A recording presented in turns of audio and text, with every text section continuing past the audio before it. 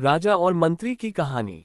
बहुत पुरानी बात है कि एक राज्य का राजा था। राजा बहुत ही गससले स्वभाव का था। राजा और मत्रम राजा का एक मत्रम था। वह अपने पुरुराज्य का सबसे अधिक ही ज्ञानी और चतुर व्यक्ति था। एक दिन की बात है, राजा के दत्तू ने राजा को होने वाली हमले की बात सुनकर वहां दरबार में बैठे सभी चिंतित हो गए। भी राजा ने अपने राज्य के शस्त्रागार में काम करने वालों को अधिक से अधिक शस्त्र बनाने का आदेश दिया। सभी शस्त्रागार में कार्य कर रहे थे। तभी राजा भी वहां का अपने शस्त्रागार में काम करने वालों का काम देखने लगा। उसी शस्त्रागार में राजा व शस्त्रों के साथ कुछ कर रहे थे कि तभी राजा की उंगली में कुछ लग जाने से राजा की उंगली कट गई। राजा को बहुत दर्द हो रहा था। पास में मत्रम जी भी खड़े होकर सब अपनी आंख से सब होते हुए देख रहे थे।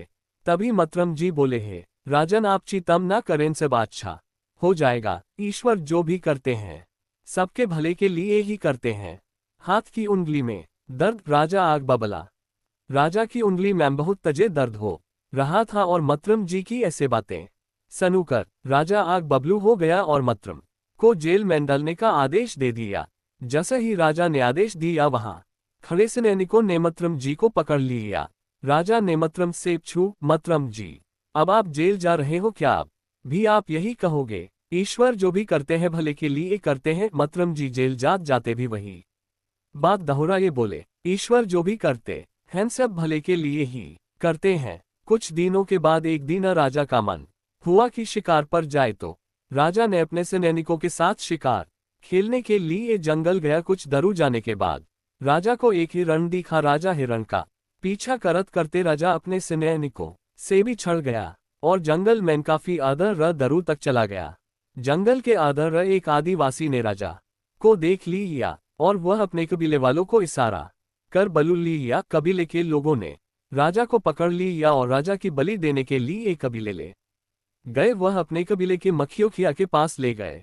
राजा का आदेश। बेस्ट मॉरल हिंदी कहानी। कबीले के मखियोखिया ने राजा को बलि देने के लिए तैयार करके लाने का आदेश दिया।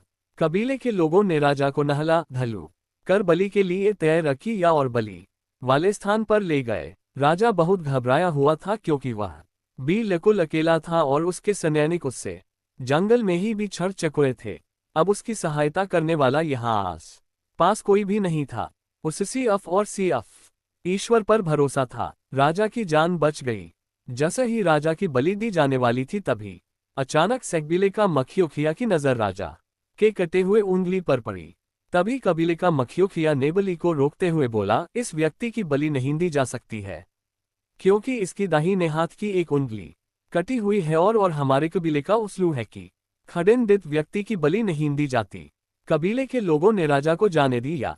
राजा को समझ आ गया कि ईश्वर जो करता है वह सबके भले के लिए करता है। अगर उस दिन राजा की उंगली नहीं कटी होती तो आज उसकी बलि दे दी जाती और राजा इस दुनिया को अलविदा कह दिया होता। बेचारा राजा जंगल से किसी तरह निकलकर अपने महल में पहुंचता है और मत्रम जी को बलू कर पछूता है। मत्रम जी, अब मैं भी इस बात को मानने लगा हूं कि ईश्वर जो करते हैं सबके भले के लिए ही करते हैं, परंतु मैंने आपको इस महल से निकाल दी या और जेल भेज दी या तो इसमें आपके लिए क्या अच्छा हुआ? उद्धरण चिन्ह। मत्रम कहता है, हे राजन जी, सब प्रकार से ईश्वर ने आपकी उंगली काटकर आपको कबीले में बलि से बचा ली या उसी प्रकार मजबूर जेल भेजकर ईश्वर ने मेरी प्राण बचा ली। राजा पछूता है, भला वह कैसे? उद्धरण चिन्ह। मत्रम जी राजा को उत्तर देता है, हे राजन, मैं हमेशा आपके साथ रहा करता था, जहां भी जाते साथ जाते थे। अगर आप मजहू महल से नहीं निकालते और जेल ना भेजते तो मैं भी आपके साथ शिकार के लिए जाता और वहां कबीले के लोग मजहू भी पकड़ लेते और कबीले के लोग अवश्य ही मेरी बलि दे चुके होते, क्योंकि मेरा कोई भी शरीर के अगर खंडित नहीं है। इस प्रकार ईश्वर जो भी करते हैं सबके भले के लिए ही करते हैं।